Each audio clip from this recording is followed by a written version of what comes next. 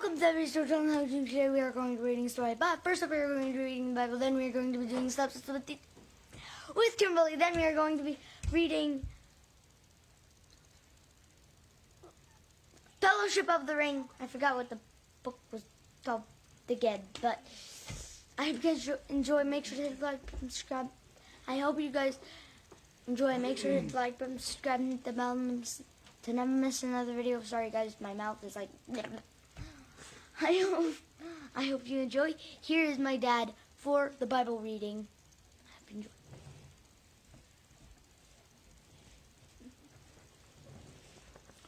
Hi.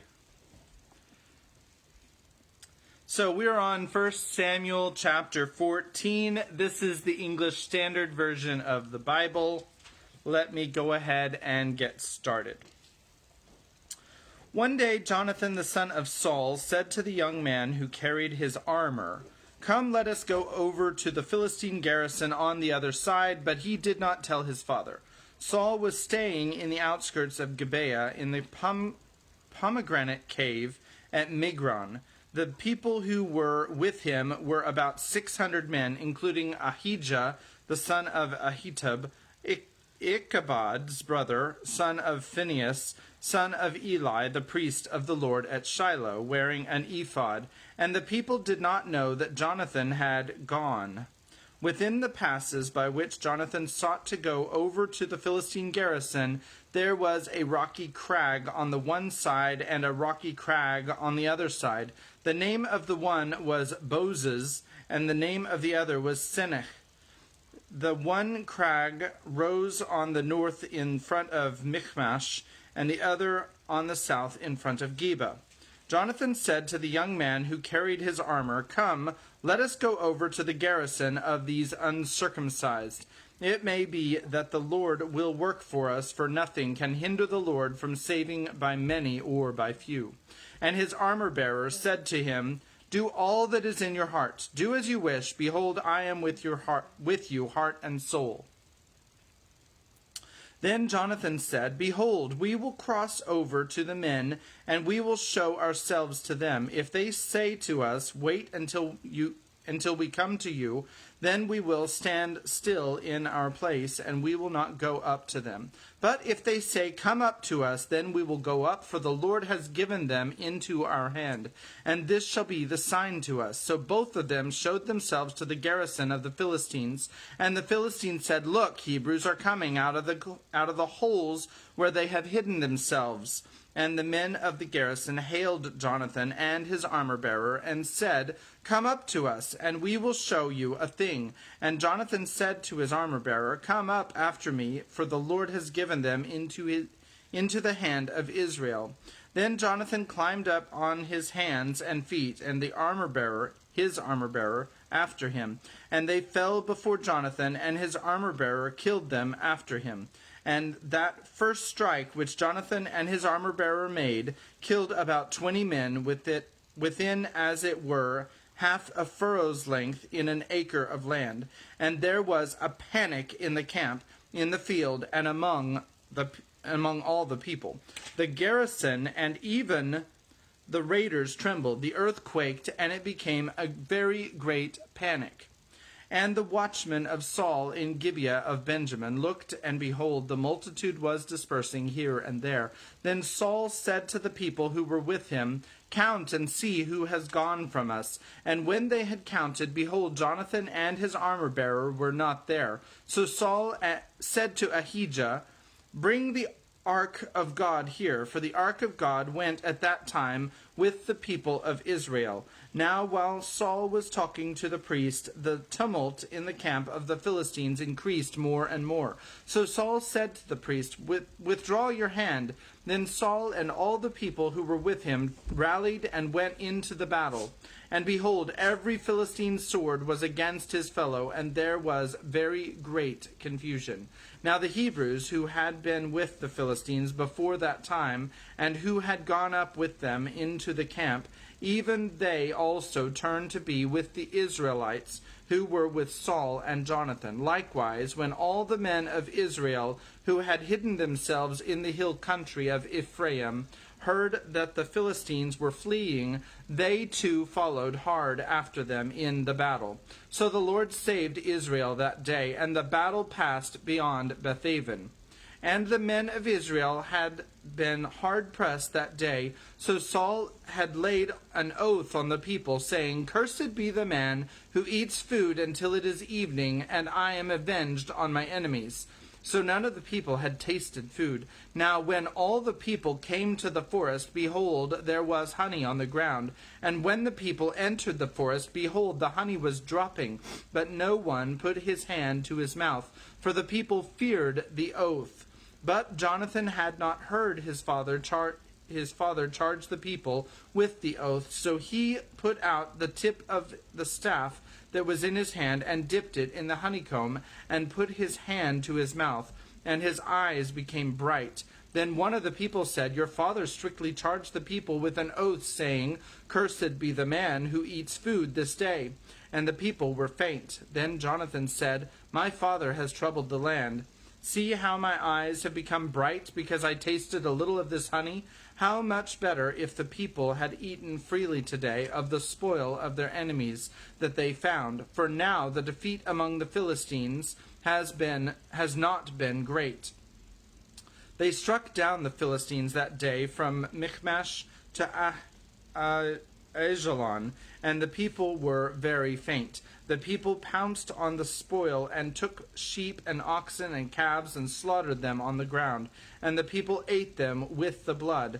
Then they told Saul, Behold, the people are sinning against the Lord by eating with the blood. And he said, You have dealt treacherously. Roll a great stone to me here. And Saul said, Disperse yourselves among the people, and say to them, Let every man bring his ox or his sheep, and slaughter them here and eat. And do not sin against the Lord by eating with the blood. So every one of the people brought his ox with him that night, and they slaughtered them there.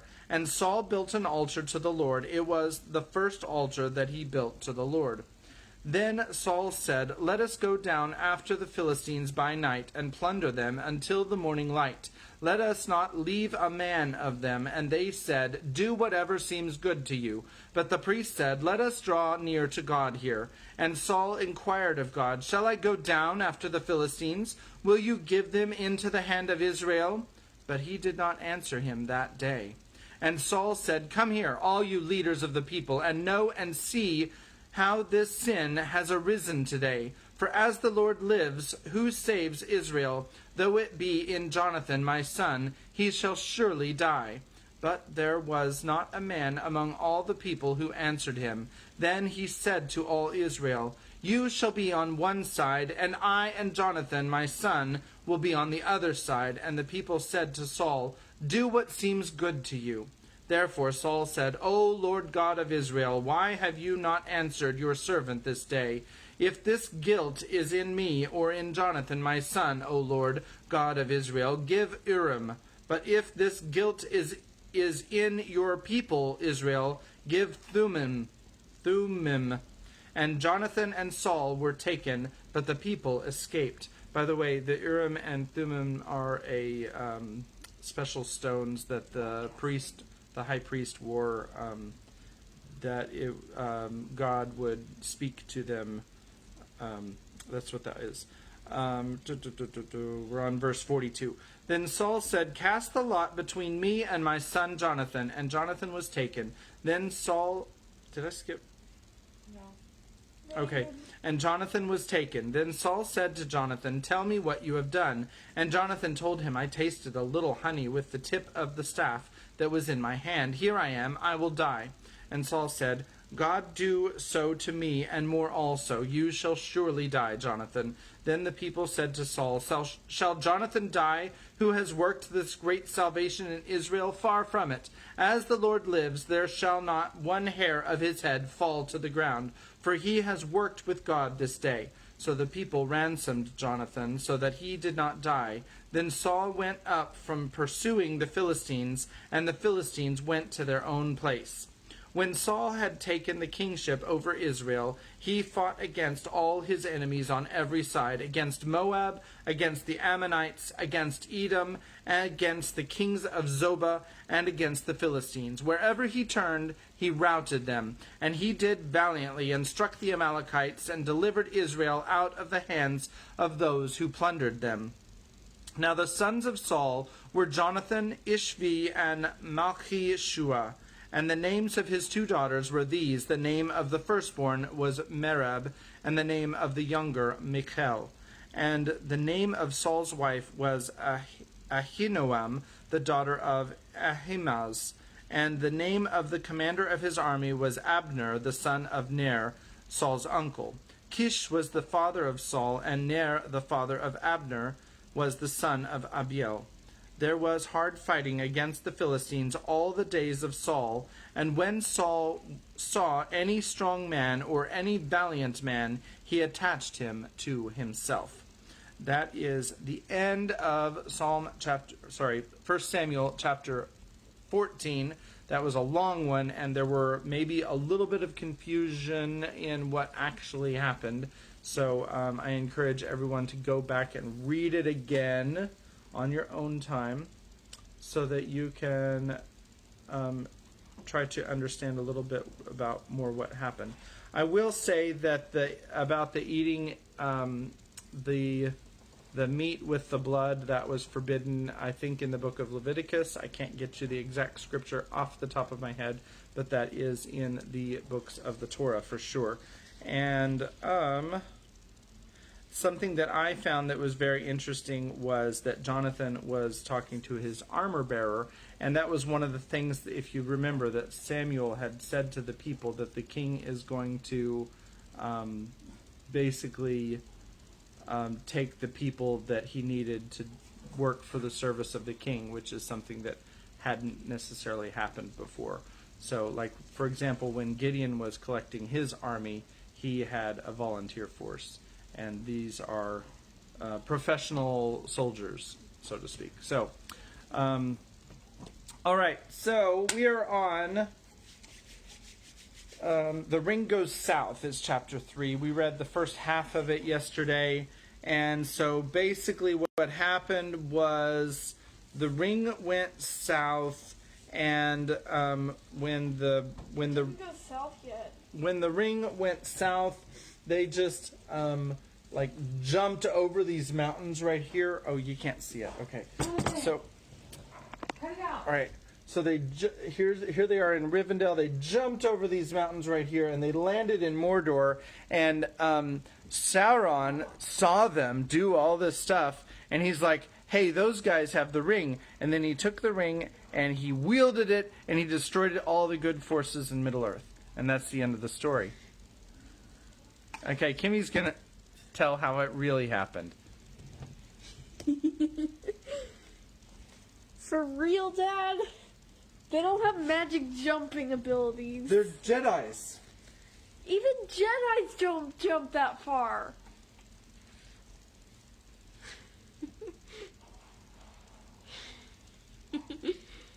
So what actually happened is the ring stayed in Rivendell.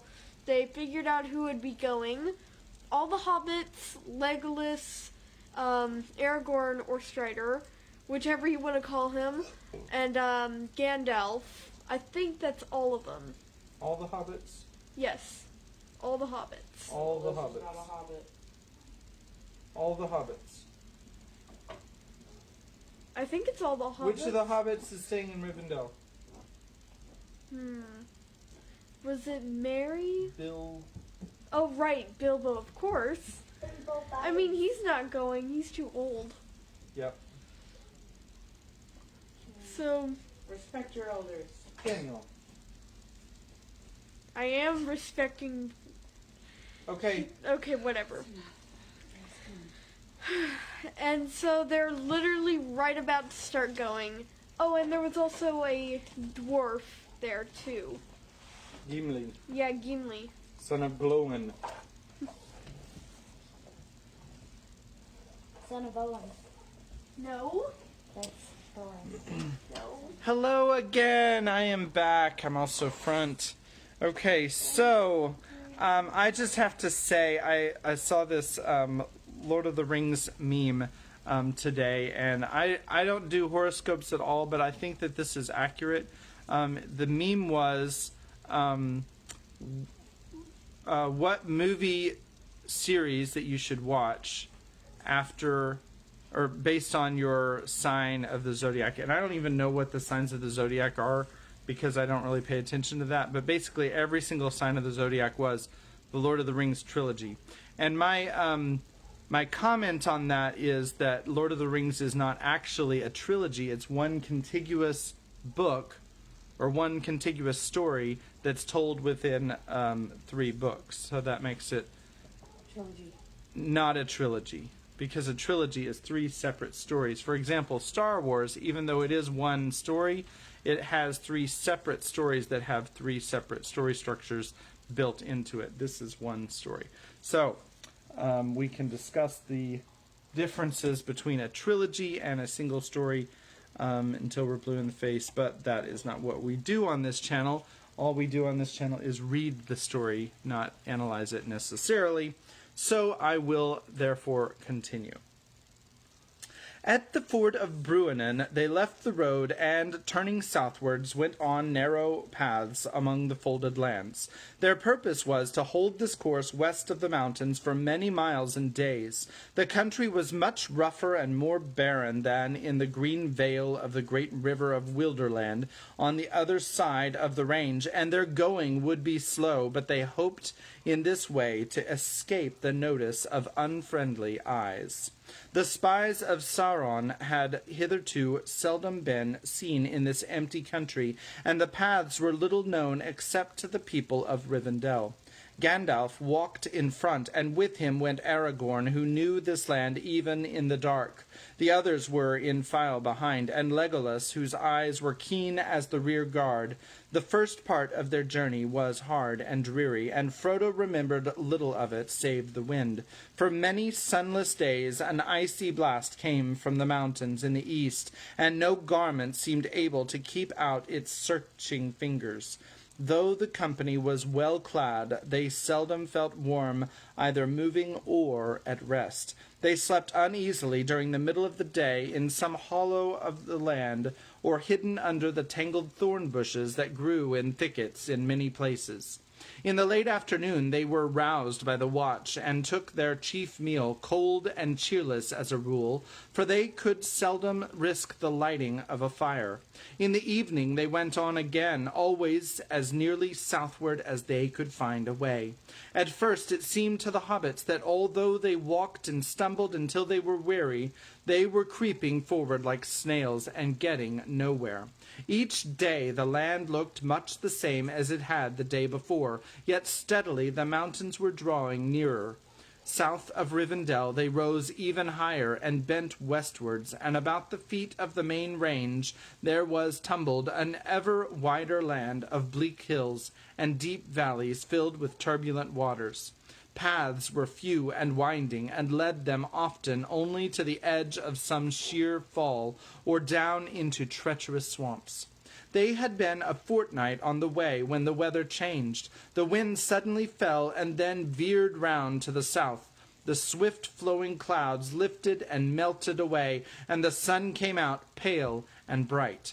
There came a cold, clear dawn at the end of a long, stumbling night march. The travelers reached a low ridge crowned with ancient holly trees, whose gray-green trunks seemed to have been built out of the very stone of the hills. Their dark leaves shone, and their berries glowed red in the light of the rising sun. Away in the south, Frodo could see the dim shapes of lofty mountains that seemed now to stand across the path that the company was taking. As excuse me. At the left of this high range rose 3 peaks. The tallest and nearest stood up like a tooth tipped with snow. Its great, bare northern precipice was still largely in the shadow, but where the sunlight slanted upon it, it glowed red. Gandalf stood at Frodo's side and looked out under his hand. "We have done well," he said. "We have reached the borders of the country that men call Holland. Many elves lived here in happier days, where Eregion was its name.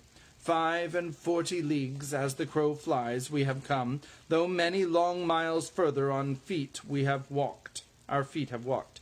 The land and the weather will be milder now, but perhaps all the more dangerous." "Dangerous or not, a real sunrise is mighty welcome," said Frodo, throwing back his hood and letting the morning light fall on his face. "Bless you." "But the mountains are ahead of us," said Pippin. "We must have turned eastward in the night." "No," said Gandalf, but you see further ahead in the clear light. Beyond those peaks the range bends round southwest. There are many maps in Elrond's house, but I suppose you never thought to look at them?" "Yes, I did sometimes," said Pippin, "but I don't remember them. Frodo has a better head for that sort of thing." "I need no map," said Gimli, who had come up with Legolas, and was gazing out before him with a strange light in his deep eyes. "There is land where our fathers worked of old, and we have wrought the image of those mountains into many works of metal and of stone, and into many songs and tales. They stand tall in our dreams, Baraz, Zirok, Sathur. Only once before have I seen them from afar in waking life, but I know them and their names, and under them lies Khazad-dûm, the Dwarodelf, that is now called the Black Pit, Moria in the Elvish tongue. Yonder stands Barazinbar, the Redhorn, cruel Caradhras, and beyond him the Silvertine and the Cloudy Head, Celebdil the White, and Fanundihol the Grey, and we call Zirak Zigal, and Bundishathos, blah, blah, blah, blah. There the misty mountains divide. By the way, there will be a quiz of all these places. There the misty mountains divide, and between their arms lies the deep shadowed valley, which we cannot forget. Azanul Bizar, the Dimril Dale, which the elves call Nan Duhirion. Kimmy, you have to remember all of those for the synopsis tomorrow. Nanduhirion. Yeah, right? "It is for the Dimril Dale that we are making," said Gandalf. "If we climb the pass that is called the Redhorn Gate, under the far side of Caradhras, we shall come down by the Dimril Stair into the deep vale of the dwarves. There lies the Mirror-Mare, and there the river Silverlode rises in its icy springs." "Dark is the water of Keled-Zaram," said Gimli, "and cold are the springs of Kibul-Nala. My heart trembles at the thought that I may see them soon." "May I have joy in the sight, my good dwarf," said Gandalf. "But whatever you may do, we at least cannot stay in that valley. We must go down the Silverlode into the secret woods, and so to the great river, and then—" He paused. "Yes, and where then?" asked Merry. "To the end of the journey. In the end," said Gandalf. "We cannot look too far ahead. Let us be glad that the first stage is safely over. I think we will rest here, not only today, but tonight as well. There is a wholesome air about Holland. Much evil must befall a country before it wholly forgets the elves, if once they dwelt there." "That is true," said Legolas, "but the elves of this land were of a race strange to us of the sylvan folk, and the trees and grass do not now remember them. Only I hear the stones lament them. Deep they delved us, fair they wrought us. High they builded us, but they are gone. They're gone. They sought the havens long ago. That morning they lit a fire in the deep hollow, shrouded by the bushes of holly. Shrouded in the bushes of the great bushes of holly, and their supper breakfast was merrier than it had been since they set out. They did not hurry to bed afterward, for they expected to have all the night to sleep in, and they did not mean to go on again until the evening of the next day. Only Aragorn was silent and restless. After a while he left the company and wandered on to the ridge. There he stood in the shadow of a tree, looking out southward and westward with his head posed as if he was listening. Then he returned to the brink of the dell and looked down at the others laughing and talking. "What is the matter, Strider?" Merry called up. "What are you looking for? Do you miss the east wind?" "No, indeed," he answered, "but I miss something. I have been in the country of Holland in many seasons. No folk dwell here now, but many other creatures live here at all times, especially birds. Yet now all things but you are silent. I can feel it. There is no sound for miles about us, and your voices seem to make the ground echo. I do not understand it." Gandalf looked up with sudden interest. "But what do you guess is the reason?" he asked. "Is there more in it than surprise at seeing 4 hobbits, not to mention the rest of us, where people are so seldom seen or heard?" I hope that is it," answered Aragorn, "but I have a sense of watchfulness and of fear that I have never had here before." "Then we must be more careful," said Gandalf. "If you bring a ranger with you, it is well to pay attention to him, especially if the ranger is Aragorn. We must stop talking aloud, rest quietly, and set the watch." It was Sam's turn that day to take the first watch, but Aragorn joined him. The others fell asleep. Then the silence grew until even Sam felt it. The breathing of the sleepers could be plainly heard. The swish of the pony's tail and the occasional movements of his feet became loud noises. Sam could hear his own joints creaking if he stirred. Dead silence was around him, and over all hung a clear blue sky as the sun rode up from the east. Away in the south a dark patch appeared and grew and drove north like flying smoke in the wind. "What's that, Strider? It don't look like a cloud," said Sam in a whisper to Aragorn. He made no answer. He was gazing intently at the sky, but before long Sam could see for himself what was approaching. Flocks of birds flying at great speed were wheeling and circling and traversing all the land as if they were searching for something, and they were steadily drawing nearer. "Lie flat and still," hissed Aragorn, pulling Sam down into the shade of a holly bush, for a whole regiment of birds had broken away suddenly from the main host and came flying low straight toward the ridge. Sam thought they were a kind of crow of larger size, as they passed overhead in so dense a throng that their shadow followed them darkly over the ground below. One harsh croak was heard. Not until they had dwindled into the distance, north and west, and the sky was again clear would Aragorn rise. Then he sprang up and went and waked Gandalf. "Regiments of black crows are flying all over the land between the mountains and the Grey Flood," he said, "and they have passed over Holland. They are not natives here. They are Cribbane, out of Fangorn and Dunland. I do not know what they are about. Possibly there is some trouble away south from which they are fleeing, but I think they are spying out this land. I have also glimpsed many hawks flying high up in the sky. I think we ought to move again this evening. Holland is no longer wholesome for us. It is being watched." "And in that case, so is Redhorn Gate," said Gandalf. "And how can we get over that without being seen? I cannot imagine. But we will think of that when we must. As for moving as soon as it is dark, I am afraid that you are right.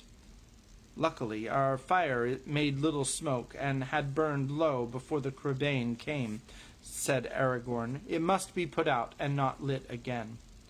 "Well, if that isn't a plague and a nuisance," said Pippin. "The news so the news no fire and a move again by night had been broken to him as soon as he woke in the late afternoon. All because of a pack of crows. I had looked forward to a real good meal tonight, something hot. Well, you can go on looking forward, said Gandalf. There may be unexpected feasts ahead for you. For myself, I should like a pipe to smoke in comfort, and warmer feet. However, we are certain for one thing at any rate, it will get warmer as we go south. Too warm, I shouldn't wonder, muttered Sam to Frodo, but I'm beginning to think it's time we got a sight of that fiery mountain and saw the end of the road, so to speak. I thought at first that this here Redhorn, or whatever its name is, might be it, till Gimli spoke his piece. A fair jaw-cracker, dwarf language must be. Maps conveyed nothing to Sam's mind, and all distances in these strange lands seemed so vast that he was quite out of his reckoning. All that day the company remained in hiding. The dark birds passed over now and again, but as the westering sun grew red and they disappeared southward. At dusk the company set out, and turning now half east and steered their course toward Caradhras, where far away still glowed faintly red in the last light of the vanished sun. One by one white stars sprang forth as the sky faded. Guided by Aragorn, they struck a good path. It looked to Frodo like the remains of an ancient road that had once been broad and well planned, from Holland to the mountain pass. The moon, now at the full, rose over the mountains and cast a pale light in which the shadows of stone were black. The shadows of stones were black. Many of them looked to have been worked by hands, though now they lay tumbled and ruinous in a bleak, barren land. It was the cold, chill hour before the first stir of dawn, and the moon was low. Frodo looked up at the sky. Suddenly he saw or felt a shadow pass over the high stars. As if for a moment they faded and then flashed out again. He shivered. "Did you see anything pass over?" he whispered to Gandalf, who was just ahead. "No, but I felt it, whatever it was," he answered. "It may be nothing, only a wisp of thin cloud." "It was moving fast, then," muttered Aragorn, "and not with the wind." And I'm going to show you a picture just now. Here is a picture of a mountain, probably the one they're headed toward. Caradhras, or whatever it's called. So... And, hi, Rebecca. It's nice to see you. Sorry I haven't said anything up till now. I do just want to say that if I'm mispronouncing any of these places or people names or groups of people names, I'm sorry. I don't speak Elvish. I don't speak Dwarvish. I speak English and very little French. I'm trying to learn ancient Greek, but that's a slow process. All right. So I'm going to just keep going. Here we go. Nothing further happened that night. The next morning dawned even brighter than before, but the air was chill again. Already the wind was turning back towards the east. For 2 more nights they marched on, climbing steadily but ever more slowly as their road wound up into the hills and the mountains towered up nearer and nearer. On the 3rd morning, Caradhras rose before them, a mighty peak, tipped with snow like silver, but with sheer naked sides, dull red as if stained with blood. There was a black look in the sky, and the sun was wane. The wind had gone now round to the northeast. Gandalf snuffed the air and looked back. "Winter deepens behind us," he said quietly to Aragorn. The heights away north are whiter than they were. Snow is lying far down their shoulders. Tonight we shall be on our way high up toward the Redhorn Gate. We may well be seen by watchers on that narrow path, and waylaid by some evil, but the weather may prove a more deadly enemy than any. What do you think of your course now, Aragorn?" Frodo heard these words and understood that Gandalf and Aragorn were continuing some debate that they had begun long before. He listened anxiously. "I think no good of our course from beginning to end, as you well know, Gandalf. answered Aragorn, and perils known and unknown will grow as we go on. But we must go on, and it is no good our delaying the passage of the mountains. Further south there are no passes till one comes to the gap of Rohan. I do not trust that way since your news of Saruman. Who knows which side now the marshals of the Horse Lords serve?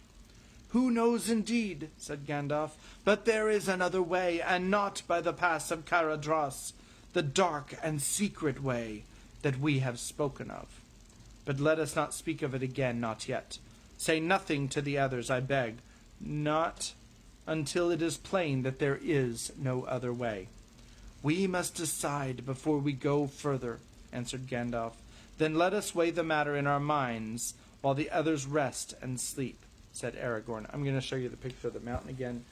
I'm fairly confident that this is Caradros, the mountain to which they are planning to climb and cross through the pass that is there.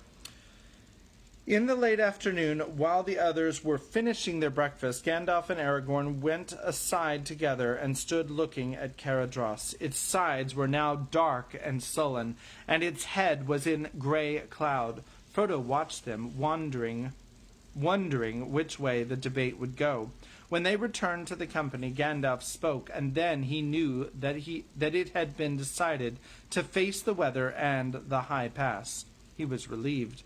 He could not guess what was the other dark and secret way, but the very mention of it had seemed to fill Aragorn with dismay, and Frodo was glad that it had been abandoned. From signs that we have seen lately, said Gandalf, I fear that the Redhorn Gate may be watched, and also I have doubts of the weather that is coming up behind. Snow may come. We must go with all the speed that we can. Even so, it will take us more than 2 marches before we reach the top of the pass. Dark will come early this evening. We must leave as soon as you can get ready. I will add a word of advice, if I may, said Boromir. I was born under the shadow of the White Mountains, and know something of journeys in the high places. We shall meet bitter cold, if no worse, before we come down on the other side. It will not help us to keep so secret that we are frozen to death. When we leave here, where there are still a few trees and bushes, each of us should carry a piece of wood as large as he can bear. And Bill could take a bit more, couldn't you, lad? Said Sam. The pony looked at him mournfully.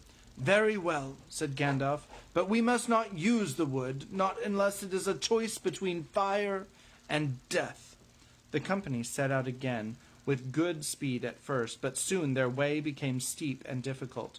The twisting and climbing road had, in many places, almost disappeared, and was blocked with many fallen stones. The night grew deadly dark under the great clouds. A bitter wind swirled among the rocks, but by midnight, they had climbed to the knees of the great mountains. The narrow path now wound under a sheer wall of cliffs to the left, above which the grim flanks of Caradros towered up invisible in the gloom. On the right was a gulf of darkness where the land fell suddenly into a deep ravine. Laboriously they climbed a sharp slope and halted for a moment at the top. Frodo felt a soft touch on his face. He put out his arm and saw the dim white flakes of snow settling on his sleeve. They went on, but before long the snow was falling fast, filling all the air and swirling into Frodo's eyes. The dark, bent shapes of Gandalf and Aragorn, only a pace or two ahead, could hardly be seen. I don't like this at all, panted Sam just behind. Snow's all right on a fine morning, but I like to be in bed while it's falling. I wish this lot would go off to Hobbiton. Folk might welcome it there, except on the high moors of the North Farthing. A heavy fall was rare in the Shire. It was regarded as a pleasant event and a chance for fun. No living hobbit, save Bilbo, could remember the fell winter of 1311, when white wolves invaded the Shire over the frozen Brandywine. Gandalf halted. Snow was thick on his hood and shoulders. It was already ankle-deep above his boots. "This is what I feared," he said. "What do you say now, Aragorn?" "That I feared it too," Aragorn answered, "but less than other things. I knew the risk of snow, though it seldom falls heavily so far south, save high up in the mountains. But we are not high up yet. We are still far down, where the paths are usually open all the winter." "I wonder if this is a contrivance of the enemy," said Boromir. "They say in my land that he can govern the storms in the mountains of shadow that stand upon the borders of Mordor. He has strange powers and many allies." "His arm has grown long indeed," said Gimli, "if he can draw snow down from the north to trouble us here 300 leagues away." "His arm has grown long," said Gandalf. While they were halted, the wind died down and the snow slackened until it almost ceased. They tramped on again, but they had not gone more than a furlong when the storm retained with fresh fury. By the way, I don't know how long a furlong is. That's Furlong, if anybody wants to look that up. Furlong. The wind whistled and the snow became a blinding blizzard. Soon even Boromir found it hard to keep going. The hobbits, bent nearly double, toiled along behind the taller folk, but it was plain that they could not go much further if the snow continued. Frodo's feet felt like lead. Pippin was dragging behind. Even Gimli, as stout as any dwarf could be, was grumbling as he trudged. The company halted suddenly, as if they had come to an agreement without any words being spoken. They heard eerie noises in the darkness round them. It may have been only a trick of the wind in the cracks and gullies of the rocky wall, but the sounds were those of shrill cries and wild howls of laughter. Stones began to fall from the mountainside, whistling over their heads or crashing on the path beside them. Every now and again they heard a dull rumble as a great boulder rolled down from hidden heights above. "We cannot go further tonight," said Boromir. "Let those call it the wind who will. There are fell voices on the air, and these stones are aimed at us." "I do not call it the wind," said Aragorn, "but that does not make what you say untrue. There are many evil and unfriendly things in the world that have little love for those that go on two legs, and yet are not in league with Sauron, but have purposes of their own. Some have been in this world longer than he." "Caradros was called the Cruel, and has an ill name," said Gimli. "Long years ago, when rumor of Sauron had not been heard in these lands." It matters little who is the enemy if we cannot beat off his attack," said Gandalf. "But what can we do?" cried Pippin miserably. He was leaning on Merry and Frodo, and he was shivering. "Either stop where we are, or go back," said Gandalf. "It is no good going on, only a little higher. I remember rightly, this path leaves the cliff and runs into a wide, shallow trough at the bottom of a long, hard slope. We should have no shelter there from snow or stones or anything else." "And it is no good going back while the storm holds," said Aragorn. "We have passed no place on the way up that offered more shelter than this cliff wall we are under now." "Shelter," muttered Sam. "If this is shelter, then one wall and no roof make a house." The company now gathered together as closely to the cliff as they could. It faced southward, and near the bottom it leaned out a little, so that they hoped it would give them some protection from the northerly wind and from the falling stones. But eddying blasts swirled round them from every side, and the snow flowed down in ever denser clouds. They huddled together with their backs to the wall. Bill the pony stood patiently but dejectedly in front of the hobbits, and screened them a little, but before long the drifting snow was above his hocks, and it went on mounting. If they had had no more companions, the hobbits would soon have been entirely buried. A great sleepiness came over Frodo. He felt himself sinking fast into a warm and hazy dream. He thought a fire was heating his toes, and out of the shadows on the other side of the hearth he heard Bilbo's voice speaking.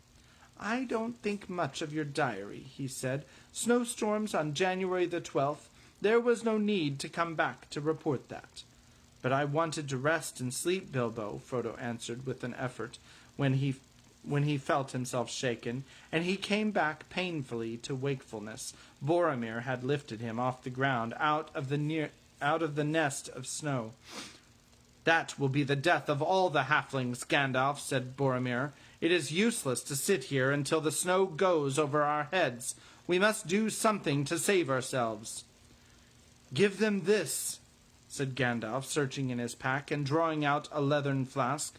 "Just a mouthful each for all of us. It is very precious. It is Miruvor, the cordial of Imladris.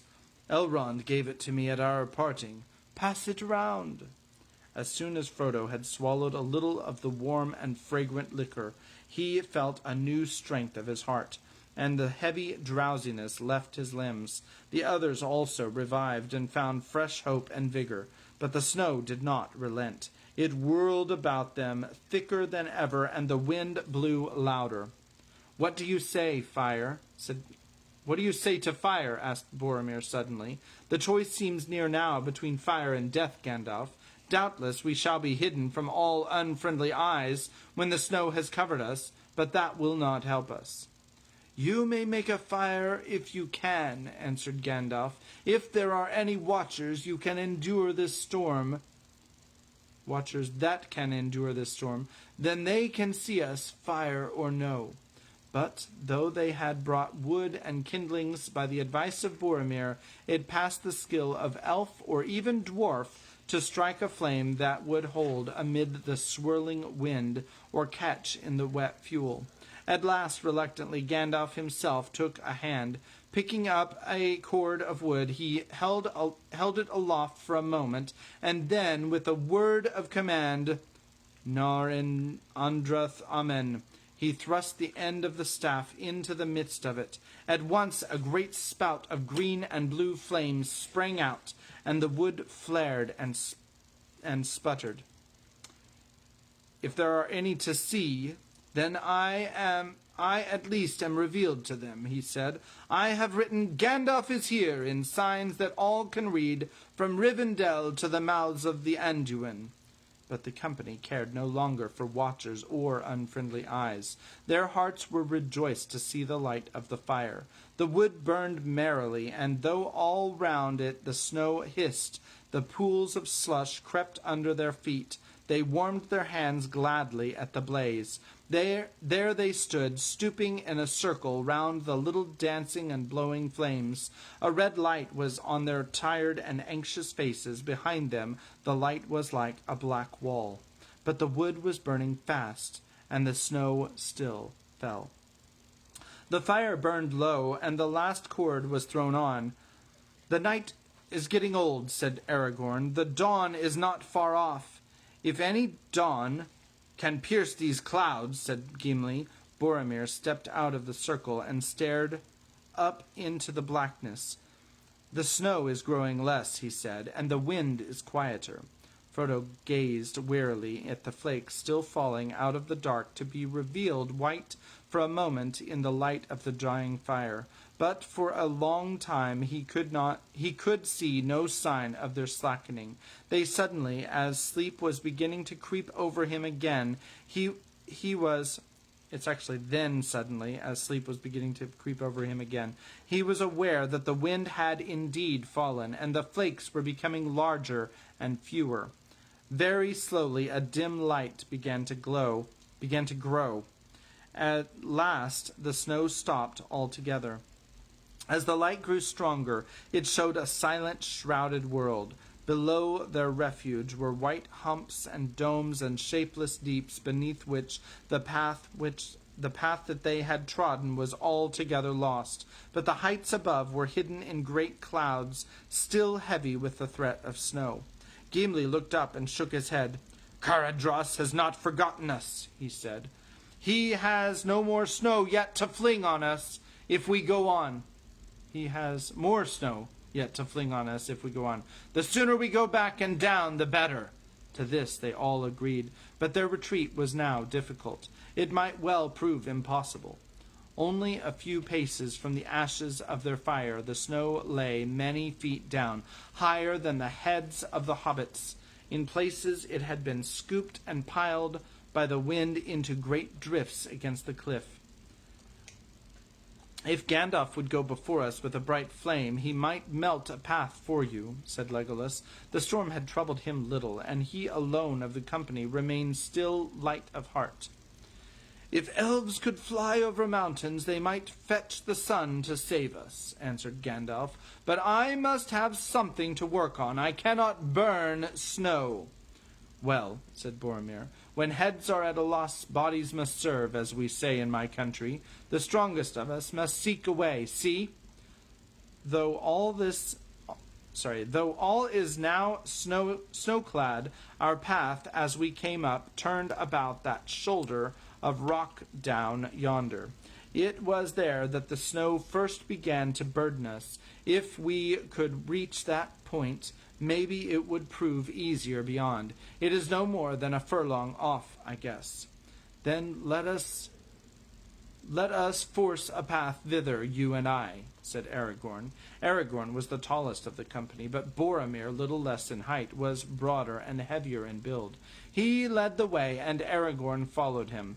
Slowly they moved off, and were soon toiling heavily. In places the snow was breast-high, and often Boromir seemed to be swimming or burrowing with his great arms rather than walking.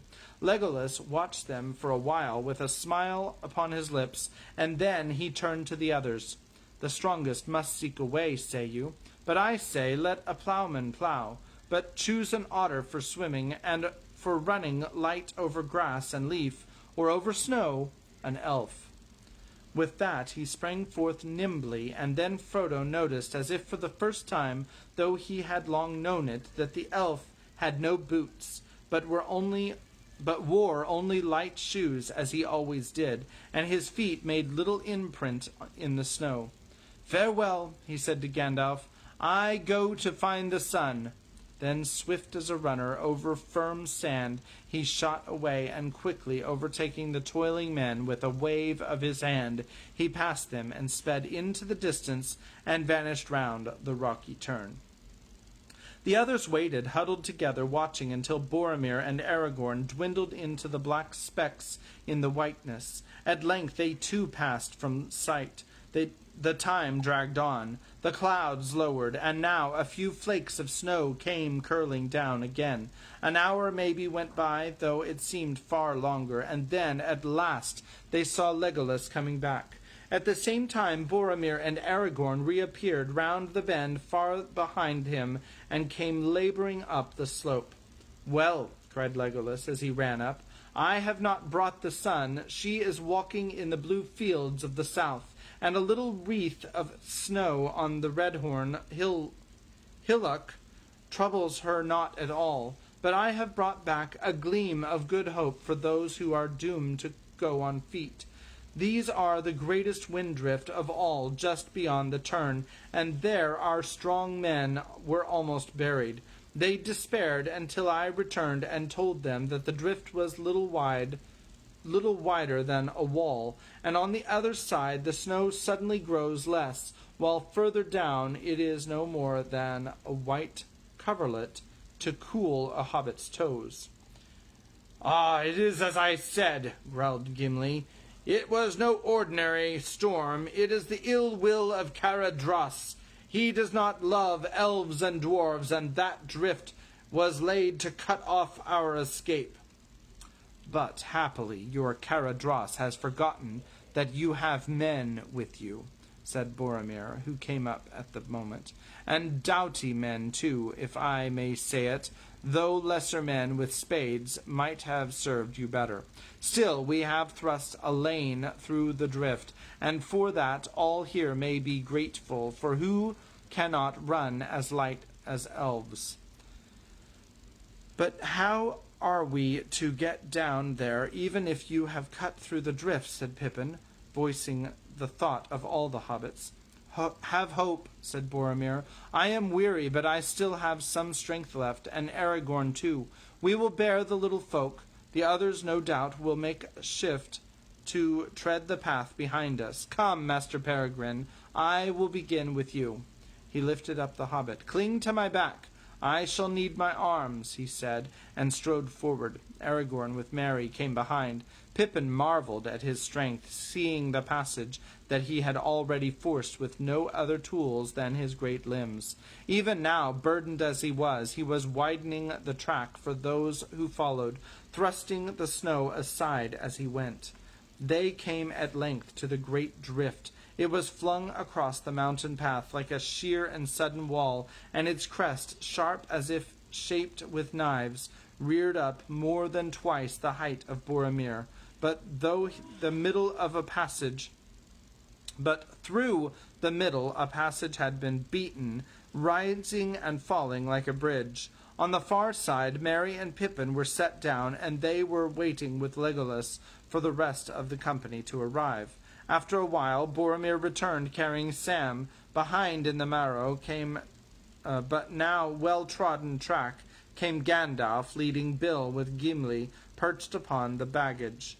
Last came Aragorn, carrying Frodo. They passed through the lane, but hardly had Frodo touched the ground when, with a deep rumble, there rolled down a fall of stones and slithering snow. The spray of it half blinded the company as they crouched against the cliff, and when the air cleared again, they saw that the path was blocked behind them. "Enough! Enough!"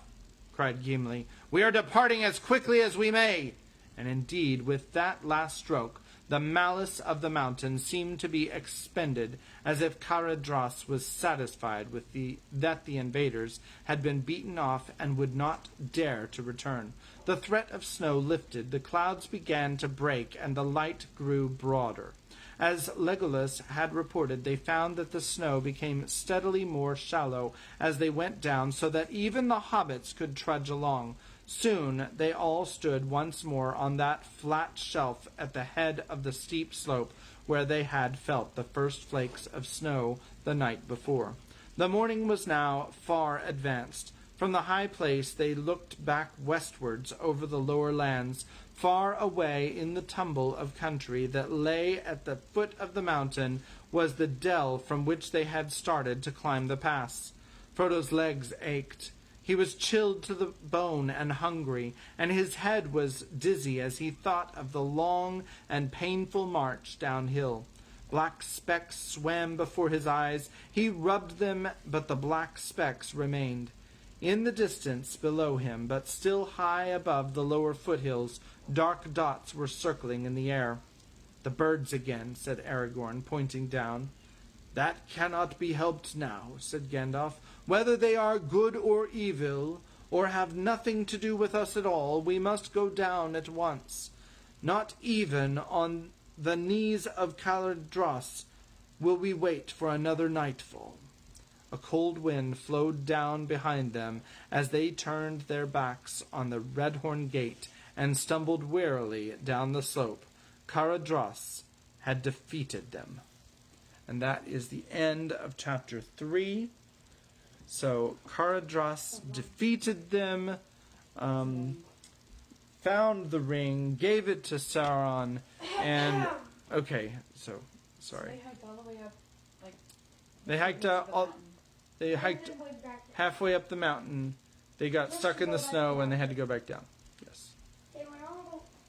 So sometimes that happens in life. sometimes that happens in life. You get to a dead end and you just have to back up and start over and try a different path. And that is what they're about to do in the next chapter. I didn't tell you what that chapter is called, I don't think. It is chapter 4, A Journey in the Dark. And the first word is it. And it is the beginning of one of my favorite parts of this book.